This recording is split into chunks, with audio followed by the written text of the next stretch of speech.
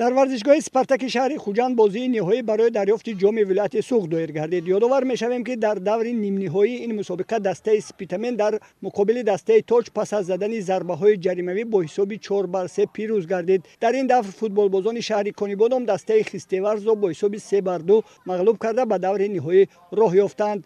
دیدار نهایی بین دسته‌های اسپیتامن ناحیه اسپیتامن و کندی مکتب مخصوص فوتبال شهر کنیبادم در ورزشگاه اسپارتاک شهر خوجند در سطح بلند تشکیلی جریان گرفت. در قسم اولی واخوری با بازیگران هر دو دسته کشودن حساب میسر نشد. 10 دقیقه بعد از آغاز قسم دوم بازی فوتبالبازان دسته کنیبادم حساب را کشودند. در نیمه قسم دوم واخوری با فوتبالبازان دسته اسپیتامن برابر کردن حساب میسر گردید. برای معین کردن غالب از طرف داور سلسله ضربه‌های جریمه‌ای 11 متر تعیین کرده شدند. بعد زدن سلسله ضربه‌های جریمه‌ای فوتبالبازان دسته اسپیتامن ناحیه اسپیتامن با نتیجه 3-2 غالب آمده صاحب جام ولایت سوخت شدند. در مراسم جایزه سپاری معاون اول رئیس فدراسیون فوتبال ولایت الهام جان احمدوف اشتراک نموده با غالبان و اشتراکچیان جام، مدال و افتخارنامه ها را تقدیم نمود.